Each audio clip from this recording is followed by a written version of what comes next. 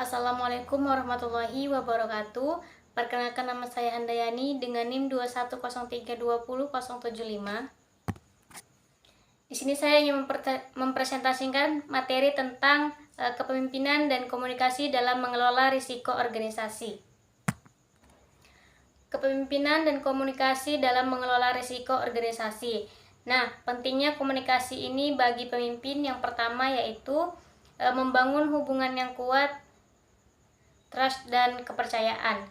Nah, komunikasi yang terbuka dan jujur ini akan membantu membangun kepercayaan antara seorang pemimpin dengan anggota timnya.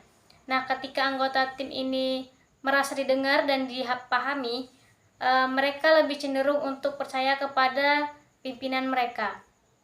Kolaborasinya yaitu hubungan yang baik mendorong kerjasama. Komunikasi yang efektif memungkinkan tim untuk berbagai ide, mengatasi konflik, dan bekerja bersama untuk mencapai tujuan bersama. Yang kedua yaitu menyampaikan visi dan misi. Arah yang jelas. Nah, seorang pemimpin ini perlu mampu menyampaikan visi dan misi organisasi yang jelas. Nah, komunikasi yang efektif ini juga memastikan bahwa semua anggota tim memahami tujuan bersama dan bagaimana kontribusi mereka penting untuk mencapainya. Nah, inspirasinya itu dengan komunikasi yang baik, pemimpin dapat menginspirasi timnya untuk berkomitmen pada visi dan misi serta memberikan semangat untuk mencapai tujuan tersebut. Yang ketiga yaitu mengelola perubahan dan tantangan menghadapi ketidakpastian. Dalam situasi yang tidak pasti ini atau saat menghadapi perubahan, komunikasi yang efektif ini akan membantu meminimalkan ketakutan dan kebingungan di antara anggota tim. Seorang pemimpin yang dapat mengomunikasikan perubahan dengan jelas dapat membantu timnya menyesuaikan diri dan beradaptasi dengan lebih baik, serta mendapatkan umpan balik. Nah, komunikasi dua arah ini memungkinkan pemimpin untuk mendengar kekhawatiran dan masukan dari anggota tim. Ini juga akan membantu dalam mengambil keputusan yang lebih baik dan lebih inklusif. Yang keempat yaitu meningkatkan kinerja tim, keberhasilan proyek. Komunikasi yang baik ini meningkatkan koordinasi dan kolaborasi di antara anggota tim, yang sangat penting untuk keberhasilan proyek. Nah, seorang pemimpin yang dapat mengomunikasikan tugas, tanggung jawab, serta harapan dengan jelas dapat membantu meningkatkan kinerja tim. Peningkatan moralnya itu ketika seorang pemimpin secara aktif berkomunikasi dan memberikan pengakuan atas prestasi anggota tim, ini dapat meningkatkan moral dan motivasi yang berdampak positif pada produktivitas. Yang kelima yaitu mengatasi konflik resolusi masalah. Dalam setiap organisasi, konflik akan muncul. Komunikasi yang efektif ini memungkinkan seorang pemimpin untuk menangani konflik dengan cara berkonstruksif, membantu pihak-pihak yang terlibat dalam mencapai kesepakatan atau solusi. Membangun lingkungan positif. Nah, dengan pendekatan komunikasi yang baik, seorang pemimpin dapat menciptakan lingkungan kerja yang positif dan inklusif, di mana semua orang ini akan merasa nyaman untuk berbicara dan menyelesaikan permasalahannya. Yang keenam yaitu pengambilan keputusan yang lebih baik. Nah, informasi yang akurat. Komunikasi yang baik ini memungkinkan pemimpin untuk mengumpulkan informasi yang diperlukan dari berbagai sumber. Nah, ini penting untuk membuat keputusan yang tepat. Yang kedua itu inklusi anggota tim. Nah, dengan melibatkan anggota tim dalam proses pengambilan keputusan melalui komunikasi terbuka, seorang pemimpin ini dapat mendapatkan perspektif yang berbeda dan solusi yang lebih inovatif. Yang ketujuh yaitu meningkatkan keterlibatan karyawan. Yang pertama itu rasa kepemilikan. Nah, komunikasi yang efektif ini akan menciptakan rasa keterlibatan dan kepemilikan di antara anggota tim. Ketika mereka merasa bahwa suara mereka ini didengar dan dihargai, mereka lebih cenderung berkontribusi secara aktif. Yang kedua yaitu memotivasi untuk berkinerja. Nah, anggota tim yang merasa terlibat dalam komunikasi organisasi cenderung memiliki motivasi yang lebih tinggi untuk bekerja keras dan mencapai tujuan bersama. Materi selanjutnya yaitu proses komunikasi dalam manajemen. Nah, proses komunikasi dalam manajemen adalah bagaimana integral dari setiap fungsi manajerial. Komunikasi yang efektif ini mendukung berbagai aktivitas manajerial dan memastikan bahwa informasi mengalir dengan lancar di dalam organisasi. Nah, aspek yang pertama yaitu perencanaan. Perencanaan adalah proses penentuan tujuan organisasi dan pengembangan strategi untuk mencapainya. Dalam hal ini, komunikasi sangat penting untuk memastikan bahwa semua pihak memahami tujuan yang ingin dicapai. Yang kedua itu proses komunikasi dalam perencanaan. Nah, pengumpulan informasi ini seorang manajer perlu mengumpulkan data dan informasi yang relevan untuk membangun keputusan yang baik. Nah, ini melibatkan komunikasi dengan berbagai sumber, termasuk tim internal, pelanggan, dan pemangku kepentingan lainnya. Yang ketiga yaitu diskusi tim. Seorang manajer mengadakan pertemuan untuk mendiskusikan tujuan, tantangan, serta strategi. Nah, diskusi ini membantu untuk membangun konsensus dan komitmen terhadap rencana yang akan diimplementasikan. Yang keempat yaitu penyampaian rencana. Nah, setelah rencana disusun, seorang manajer juga harus mengkomunikasikan rencana tersebut kepada seluruh anggota tim dan pemangku kepentingan, sehingga semua pihak memahami arah yang akan diambil. Aspek kedua yaitu pengorganisasian. Pengorganisasian adalah proses pengaturan sumber daya dan tugas untuk mencapai tujuan yang telah ditetapkan. Nah, dalam tahap ini, komunikasi berperan dalam memastikan bahwa semua elemen organisasi terkoordinasi dengan baik. Nah, proses komunikasi dalam pengorganisasian yang pertama yaitu penjelasan struktur organisasi. Nah, seorang manajer ini harus mengkomunikasikan struktur organisasi, termasuk peran dan tanggung jawab setiap individu atau tim. Nah, ini membantu anggota tim memahami posisi mereka dalam organisasi. Yang kedua yaitu koordinasi tugas. Nah, melalui komunikasi yang efektif, seorang manajer ini dapat memastikan bahwa tugas-tugas yang berbeda dikoordinasikan dengan baik, sehingga tidak ada tumpang tindih atau kekurangan dalam pelaksanaan tugas. Yang ketiga yaitu penyampaian kebijakan dan prosedur. Nah, seorang manajer ini juga perlu mengkomunikasikan kebijakan dan prosedur organisasi dengan jelas, sehingga semua anggota tim tahu bagaimana cara bekerja dan berkolaborasi. Aspek yang ketiga yaitu pengarahan. Nah, pengarahan ini adalah proses memimpin dan memotivasi anggota tim untuk mencapai tujuan organisasi. Nah, komunikasi dalam tahap ini fokus pada memberikan arahan, umpan balik, serta dukungan kepada tim. Proses komunikasi dalam pengarahan yang pertama yaitu memberikan arahan. Nah, seorang manajer harus mengomunikasikan harapan dan arahan yang jelas. Ini termasuk menetapkan standar kinerja dan menjelaskan bagaimana anggota tim dapat mencapai tujuan tersebut. Yang kedua yaitu motivasi dan inspirasi.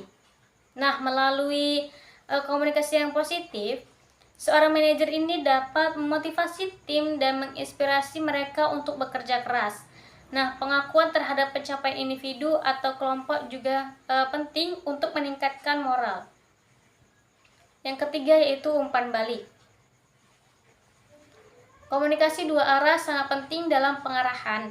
Nah, seorang manajer ini juga perlu memberikan umpan balik yang konstruktif kepada anggota tim dan juga mendengarkan masukan dari mereka untuk meningkatkan kinerja. Aspek yang keempat yaitu pengambilan keputusan. Nah, pengambilan keputusan adalah proses memilih tindakan yang terbaik untuk mencapai tujuan organisasi. Nah, komunikasi ini juga memainkan peran kunci dalam mengumpulkan informasi, mempertimbangkan alternatif, serta mendapatkan dukungan untuk keputusan yang diambil. Nah, proses komunikasi dalam pengambilan keputusan yang pertama yaitu analisis informasi. Seorang manajer juga harus berkomunikasi dengan berbagai pihak untuk mengumpulkan informasi yang diperlukan. Nah, ini juga termasuk berdiskusi dengan anggota tim, menganalisis data, serta mengevaluasi situasi. Yang kedua yaitu diskusi alternatif. Melalui komunikasi terbuka, manajer dapat mendiskusikan berbagai alternatif yang ada dengan tim. Nah, ini juga memungkinkan penilaian yang lebih baik terhadap setiap opsi. Yang ketiga yaitu penyampaian keputusan. Setelah keputusan diambil, penting bagi seorang manajer itu untuk mengkomunikasikan keputusan tersebut dengan jelas kepada semua pihak yang terlibat, serta menjelaskan alasan di balik keputusan tersebut. Selanjutnya yaitu teori komunikasi dalam organisasi. Komunikasi dalam organisasi merupakan elemen kunci untuk mencapai tujuan dan memfasilitasi kolaborasi. Nah, ada dua jenis komunikasi utama yang terjadi dalam organisasi. Yang pertama yaitu komunikasi formal dan komunikasi informal. Nah, selain itu, penting untuk memahami bagaimana teori komunikasi berhubungan dengan ilmu komunikasi secara keseluruhan. Yang pertama yaitu komunikasi formal. Komunikasi formal adalah komunikasi yang terjadi melalui saluran resmi yang telah ditetapkan oleh organisasi. Nah, ini juga mencakup berbagai bentuk komunikasi yang terstruktur dan sistematis. Ciri-cirinya yang pertama yaitu terorganisir. Nah, komunikasi ini mengikuti prosedur dan kebijakan yang telah ditentukan oleh organisasi. Yang kedua yaitu dokumentasi. Nah, dokumentasi itu meliputi komunikasi formal, seringkali melibatkan dokumentasi seperti laporan, memo, dan email resmi. Yang ketiga yaitu saluran resmi. Nah, saluran komunikasi formal ini juga mencakup hierarki organisasi, seperti antara atasan dan bawahan atau antar departemen. Kelebihan yang pertama yaitu kejelasan dan konsistensi. Nah, memberikan informasi yang jelas dan konsistensi kepada semua anggota organisasi. Yang kedua yaitu akuntabilitas. Memudahkan penelurusan dan akuntabilitas informasi karena adanya dokumentasi resmi. Selanjutnya yaitu komunikasi informal. Komunikasi informal ini adalah komunikasi yang terjadi di luar saluran resmi dan struktur organisasi. Nah, ini mencakup interaksi yang lebih bebas dan tidak terikat pada aturan formal. Ciri-cirinya yang pertama yaitu tidak terstruktur. Nah, komunikasi ini tidak mengikuti prosedur resmi dan seringkali terjadi secara spontan. Yang kedua yaitu tidak interaksi sosial. Nah, melibatkan hubungan interpersonal dan jaringan sosial di antara karyawan. Yang ketiga yaitu tidak didokumentasikan. Komunikasi informal ini biasanya tidak memiliki catatan resmi atau dokumentasi. Kelebihannya itu yaitu satu, fleksibel. Nah, lebih cepat dan responsif terhadap kebutuhan komunikasi yang mendesak. Yang kedua yaitu membangun hubungan. Dan membangun hubungan ini juga akan memperkuat ikatan antar karyawan dan menciptakan sama kerja yang positif. Selanjutnya yaitu korelasi dengan ilmu komunikasi. Nah, ilmu komunikasi ini mempelajari bagaimana manusia berinteraksi dan saling bertukar informasi. Nah, teori komunikasi dalam organisasi ini berfokus pada cara komunikasi yang terjadi dalam konteks organisasi dan bagaimana ini mempengaruhi kinerja serta budaya organisasi. Nah, hubungan antara teori dan komunikasi dan ilmu komunikasi yang pertama yaitu teori komunikasi. Nah, teori komunikasi ini memfokuskan pada proses, saluran, serta efek dari komunikasi dalam konteks organisasi. Ini termasuk analisis komunikasi formal dan informal, serta dinamika interaksi antar anggota tim. Kalau selanjutnya yaitu ilmu komunikasi. Ilmu komunikasi ini mempelajari aspek-aspek lebih luas dari komunikasi, termasuk teori komunikasi interpersonal, komunikasi massa, serta komunikasi budaya. Ini juga memberikan landasan teoritis untuk memahami bagaimana komunikasi dalam organisasi mempengaruhi hubungan dan budaya kerja. Selanjutnya yaitu ada fungsi komunikasi dalam organisasi. Yang pertama yaitu fungsi informatif. Nah, fungsi informatif ini berkaitan dengan penyampaian informasi yang diperlukan untuk mendukung pengambilan keputusan dan pelaksanaan tugas dalam organisasi. Ciri-ciri yang pertama yaitu penyampaian data dan fakta. Nah, penyampaian data dan fakta ini melibatkan penyebaran informasi yang akurat dan relevan kepada anggota organisasi. Yang kedua yaitu pendidikan dan pelatihan. Nah, pendidikan dan pelatihan ini juga menyediakan informasi yang mendidik karyawan mengenai kebijakan, prosedur, serta perkembangan baru dalam organisasi. Fungsi yang kedua yaitu fungsi regulatif. Fungsi regulatif ini berkaitan dengan pengaturan dan kontrol perilaku anggota organisasi. Nah, fungsi ini membantu dalam menetapkan norma, aturan, dan prosedur yang harus diikuti. Ciri-ciri yang pertama yaitu penerapan kebijakan. Nah, penerapan kebijakan ini menyampaikan aturan dan prosedur yang harus diikuti oleh anggota organisasi. Yang kedua yaitu kontrol dan pengawasan. Nah, kontrol dan pengawasan ini juga memastikan bahwa semua anggota organisasi itu harus mematuhi kebijakan yang telah ditetapkan. Fungsi yang ketiga yaitu fungsi persuasif. Fungsi persuasif ini berkaitan dengan kepemimpinan dengan kemampuan komunikasi untuk mempengaruhi sikap, keyakinan, serta perilaku anggota organisasi. Ini penting untuk membangun komitmen dan motivasi. Ciri-ciri yang pertama yaitu membangun dukungan, mengkomunikasikan ide, kebijakan, atau perubahan yang perlu diterima oleh anggota organisasi. Yang kedua yaitu menggunakan strategi komunikasi. Nah, menggunakan strategi komunikasi ini juga melibatkan penggunaan argumen, emosi, serta logika untuk meyakinkan orang lain. Yang keempat yaitu fungsi integratif.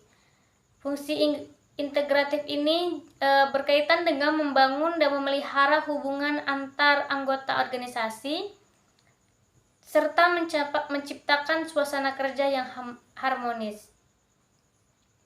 Ciri-ciri yang pertama yaitu membangun hubungan.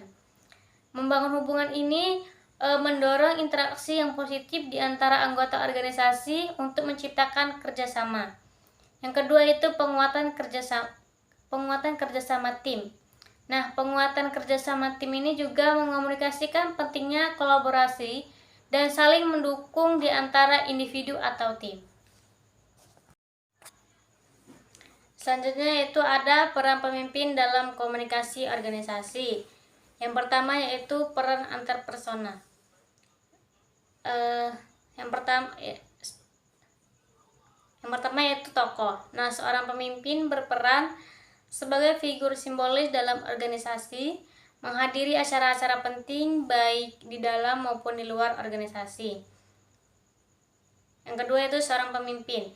Nah, seorang pemimpin ini bertanggung jawab untuk memastikan bahwa semua anggota tim bekerja sesuai dengan rencana dan memberikan motivasi agar karyawan tetap produktif. Yang ketiga yaitu penghubung.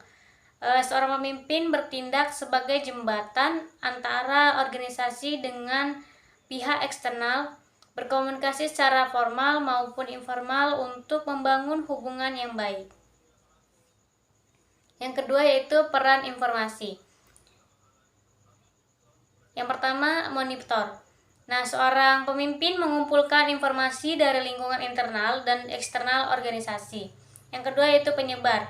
seorang pemimpin menyebarkan informasi penting dari luar atau dari manajemen kepada bawahannya. Yang ketiga yaitu juru bicara.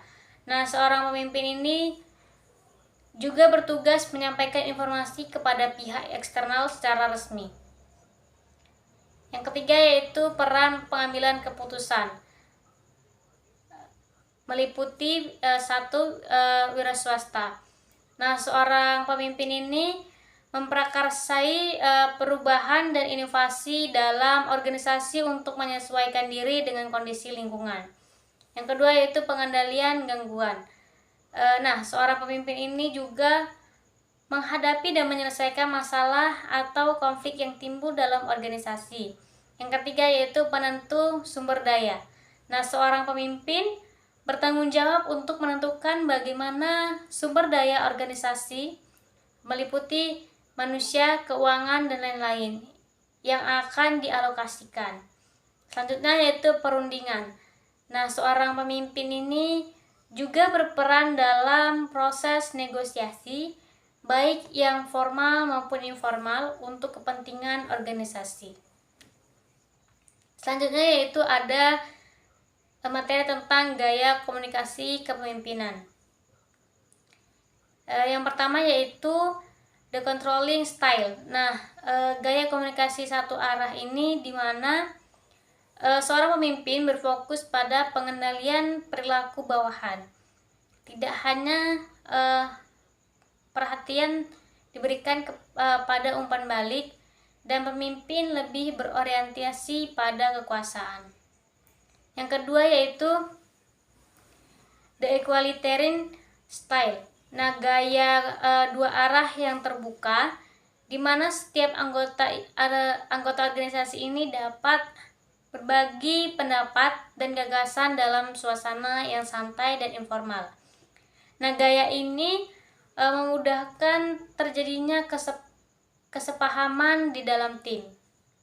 Yang ketiga yaitu the structuring style. Komunikasi berstruktur ini dengan penekanan pada instruksi yang jelas mengenai tugas, penjadwalan pekerjaan, serta aturan yang harus diikuti oleh bawahannya. Yang keempat yaitu the dynamic style. Nah, gaya komunikasi ini yang lebih agresif dan berorientasi pada tindakan. Nah, ini juga digunakan dalam situasi kritis untuk menstimulasikan karyawan agar bekerja lebih cepat dan efisien. Yang kelima yaitu the relinquishing style. Nah, pemimpin yang menggunakan gaya ini cenderung lebih mendengarkan dan menerima masukan daripada memberikan perintah langsung. Nah, gaya ini juga cocok digunakan ketika bekerja dengan tim yang berpengetahuan luas dan bertanggung jawab. Yang keenam yaitu ada the withdrawal style. Nah, gaya komunikasi di mana seorang pemimpin ini menghindari interaksi atau komunikasi karena masalah pribadi atau hambatan emosional. Nah, hal ini juga bisa melemahkan kerjasama dalam tim. Materi selanjutnya yaitu ada hambatan dalam komunikasi. Nah, hambatan yang pertama yaitu hambatan teknis yang meliputi keterbatasan fasilitas. Nah, keterbatasan alat komunikasi atau prosedur yang tidak jelas bisa menjadikan penghalang dalam menyampaikan pesan dengan baik. Yang kedua yaitu kurangnya informasi atau penjelasan. Nah, ketidakjelasan dalam memberikan instruksi atau informasi dapat menyebabkan miskomunikasi. Hambatan yang kedua yaitu hambatan semantik.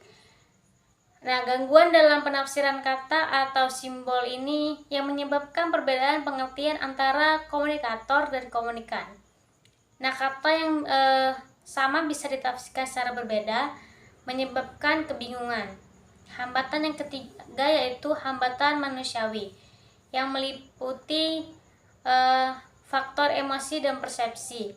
Nah, emosi, prasangka pribadi, serta persepsi dapat mempengaruhi bagaimana seseorang menafsirkan pesan yang diterima. Selanjutnya yaitu keterbatasan indera. Nah, kesulitan fisik atau mental dalam menerima dan memproses informasi ini juga bisa menjadi penghalang. Selanjutnya yaitu ada materi mengenai membangun relasi. Yang pertama yaitu kepercayaan diri. Nah, menunjukkan rasa percaya diri ini sangat penting dalam menjalin hubungan dengan orang lain. Nah, orang akan lebih tertarik pada individu yang percaya diri dan mengetahui jati dirinya. Yang kedua yaitu jujur dan tulus. Nah, hubungan yang baik dibangun atas dasar kejujuran dan ketulusan. Nah, ini juga memberikan pujian atau bantuan dengan niat yang tulus dan akan memperkuat relasinya. Yang ketiga yaitu ada adaptasi.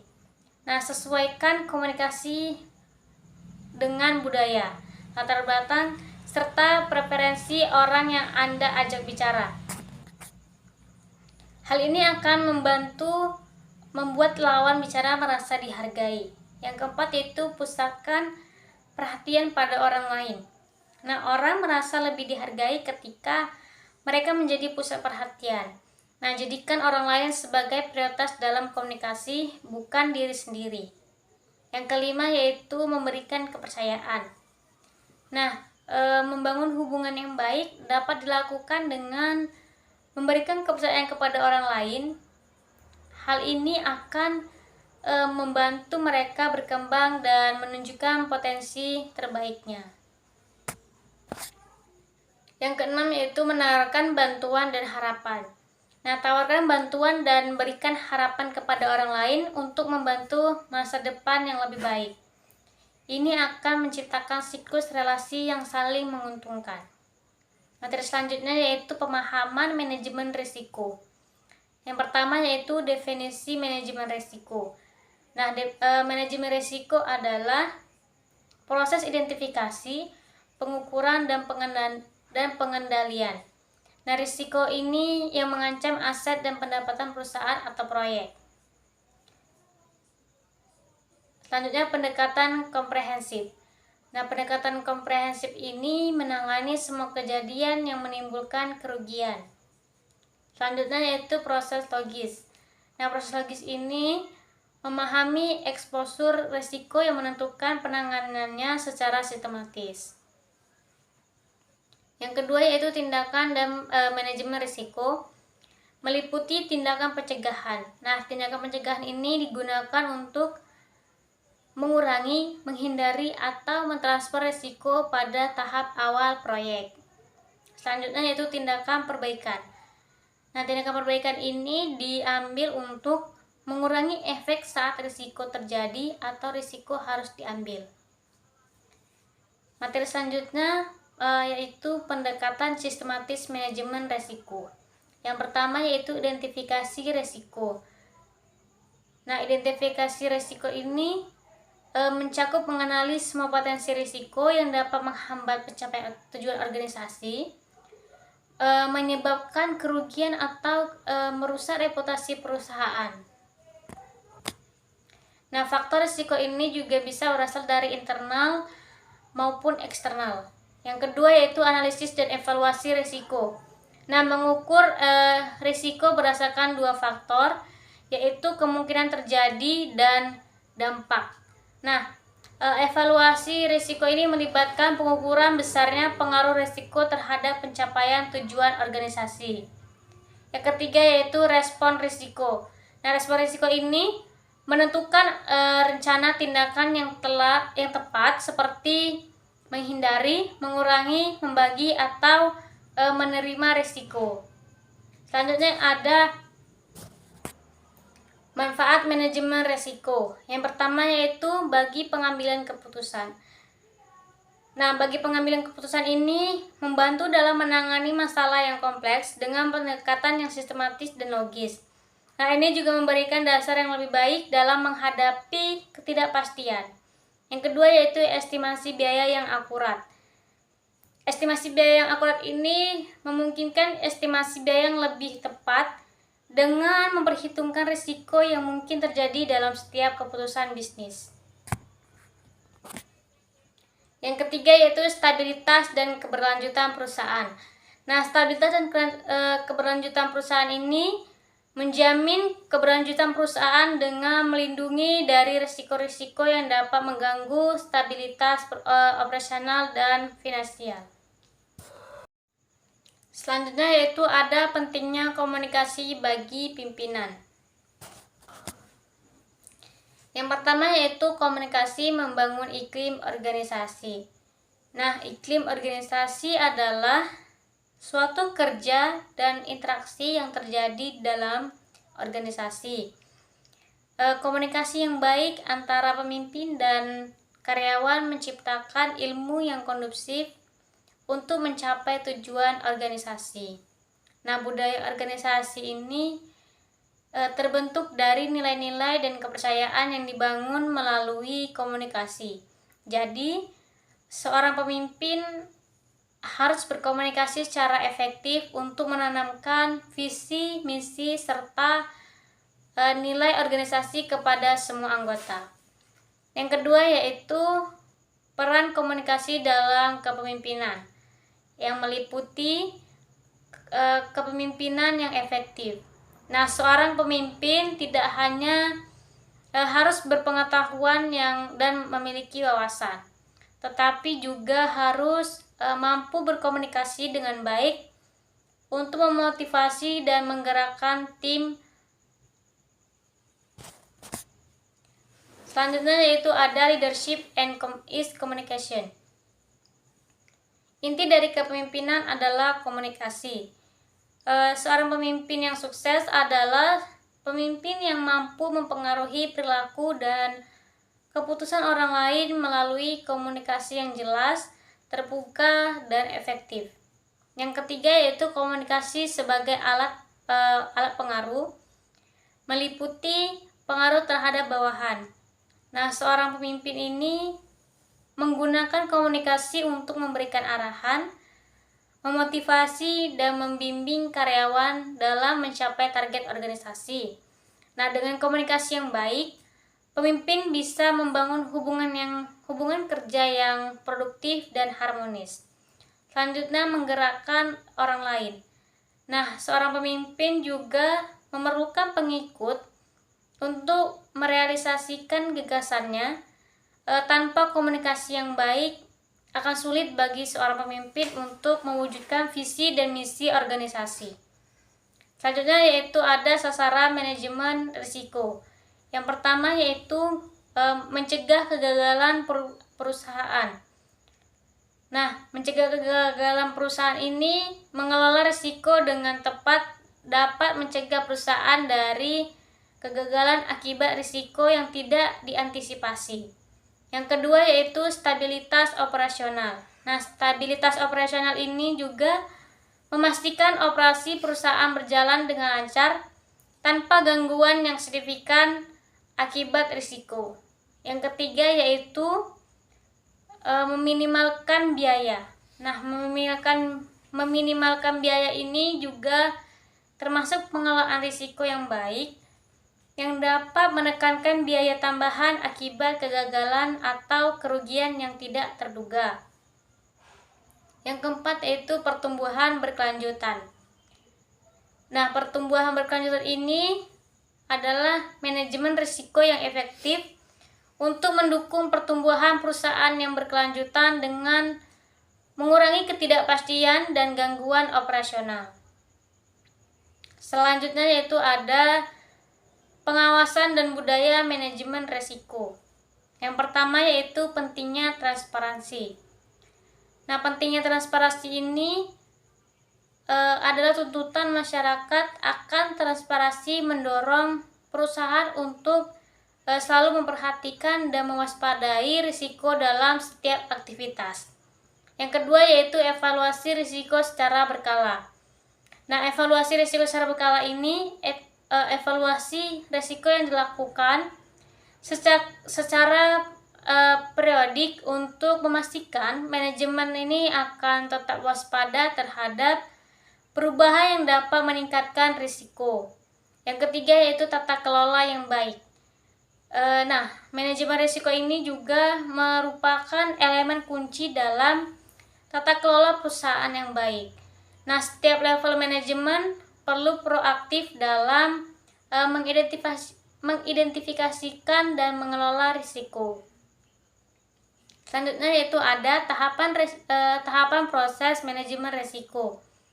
Yang pertama yaitu ada identifikasi risiko. Nah, identifikasi risiko ini adalah mengidentifikasi semua risiko yang terkait dengan aktivitas organisasi, termasuk yang baru muncul dan yang sudah dikenal. Nah, risiko ini dikelompokkan ke dalam kategori risiko strategis, operasional, finansial, reputasi, kepegawaian, dan lain-lain sebagainya. Yang kedua yaitu penilaian risiko. Nah, penilaian risiko ini mengukur dampak dan kemungkinan terjadinya risiko. Kriteria penilaian mencakup likelihood dan impact. Nah, hasil penilaian ini dimasukkan dalam peta risiko dengan risiko yang tinggi diberi warna merah dan risiko rendah diberi warna hijau. Yang ketiga yaitu respon terhadap risiko. Setelah tadi risiko diidentifikasi dan dinilai, manajemen menentukan rencana tindakan untuk mengatasi risiko tersebut. Nah, rencana ini melibatkan tindakan menghindari, mengurangi, membagi, atau menerima risiko. Nah, setiap risiko ini juga harus menurunkan dampak dan memungkinkan dan kemungkinan terjadi hingga mencapai tingkat risiko yang dapat diterima. Yang keempat yaitu ada pemantauan dan pelaporan risiko. Nah, pemantauan risiko ini dilakukan untuk memastikan semua tindakan telah diambil dan risiko ini tetap berada dalam batas yang dapat diterima. Nah, lapor risiko ini disusun secara berkala untuk memberikan informasi terbaru terhadap manajemen tentang status risiko dan efektivitas tindakan yang diambil. Selanjutnya yaitu ada peran pemimpin dalam pengelolaan risiko. Yang pertama yaitu komitmen pimpinan. Nah, komitmen pimpinan ini adalah pimpinan harus menunjukkan komitmen penuh terhadap manajemen risiko. Pimpinlah yang memulai dan memengaruhi perilaku seluruh karyawan terhadap pentingnya manajemen risiko. Yang kedua yaitu ada edukasi dan pelatihan. Nah, edukasi dan pelatihan ini memberikan edukasi kepada seluruh karyawan dan stakeholder mengenai pentingnya manajemen risiko. Nah, pelatihan ini berkala dan workshop tentang risiko perlu dilakukan agar seluruh pihak memahami bagaimana risiko dapat mempengaruhi organisasi dan cara menanganinya.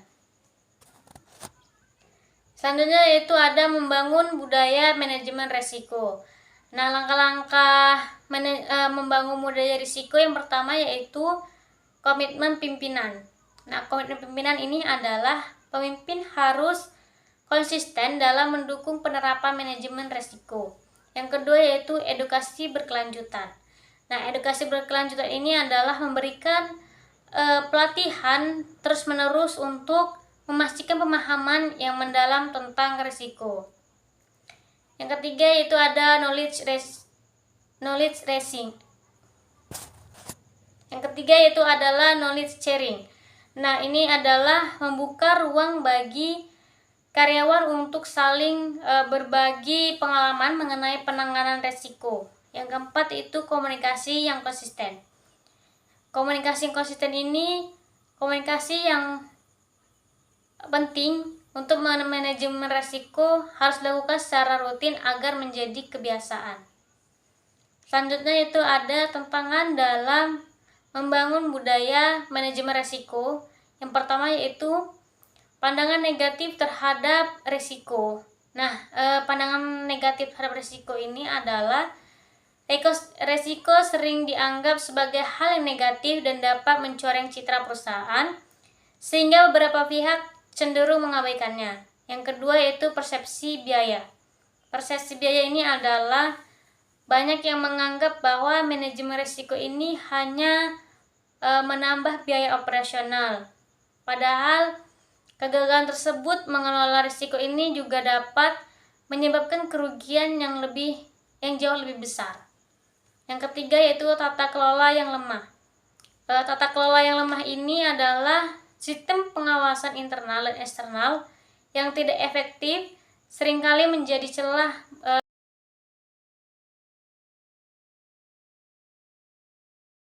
Selanjutnya itu ada tantangan-tantangan dalam membangun budaya manajemen risiko serta langkah-langkah strategis untuk mengatasinya. Yang pertama yaitu kurangnya kesadaran dan pemahaman tentang risiko. Nah, contoh tantangannya yaitu seorang karyawan di berbagai tingkat organisasi seringkali tidak memahami pentingnya manajemen risiko. Dan ini menganggapnya sebagai tanggung jawab unit tertentu seperti manajemen puncak atau divisi keuangan. Nah, ini dapat menyebabkan pendekatan yang reaktif terhadap risiko, di mana risiko hanya dihadapi saat terjadi masalah. Nah, ini dengan contoh ini, cara mengatasinya yaitu edukasi berkelanjutan. Nah, edukasi berkelanjutan ini menyediakan program pelatihan dan lokakarya yang berfokus pada pentingnya identifikasi dan manajemen risiko di seluruh bagian organisasi. Selanjutnya yaitu komunikasi yang efektif. Nah, komunikasi yang efektif ini adalah manajemen yang harus terus mengomunikasikan pentingnya manajemen risiko dan memastikan bahwa setiap karyawan ini memahami peran penting dalam mengelola risiko tersebut. Yang kedua yaitu resistensi terhadap perubahan tantangan. Nah, tantangannya itu contohnya budaya organisasi yang mapan cenderung menolak perubahan, terutama jika karyawan merasa nyaman dengan cara kerja lama. Nah, ini menerapkan manajemen ini memerlukan perubahan dalam proses, kebijakan, serta cara berpikir yang seringkali mendapatkan perlawanan. Nah, cara mengatasinya dengan manajemen perubahan. Nah, manajemen perubahan ini melibatkan karyawan dalam proses perubahan sejak awal, memberikan penjelasan tentang manfaat jangka panjang dari budaya risiko, serta bagaimana hal tersebut dapat melindungi mereka dalam berorganisasi. Selanjutnya itu ada leadership role modeling. Nah, ini merupakan manajemen puncak yang harus menunjukkan komitmen terhadap manajemen risiko dengan memberi contoh dan menerapkan praktik tersebut dengan secara baik. Yang ketiga yaitu kurangnya dukungan dari pimpinan. Contoh tantangannya yaitu tanpa dukungan yang kuat dari manajemen puncak, sulit bagi organisasi ini untuk membangun budaya manajemen risiko yang terintegrasi. Nah, jika pemimpin tidak terlibat aktif, maka karyawan di tingkat yang lebih rendah juga tidak akan menganggap manajemen risiko tersebut sebagai prioritas. Nah, cara mengatasinya dengan komitmen pimpinan. Nah, komitmen pimpinan ini yaitu manajemen puncak yang harus berperan aktif dalam memimpin upaya manajemen risiko dan menjadikannya sebagai bagian integral dari strategi bisnis. Nah, ini juga termasuk memastikan bahwa alokasi sumber daya yang memadai dan menetapkan risiko penting sebagai agenda utama dalam rapat-rapat penting. Selanjutnya itu penghargaan dan pengakuan. Penghargaan dan pengakuan ini adalah mengintegrasikan penilaian manajemen risiko dalam KPI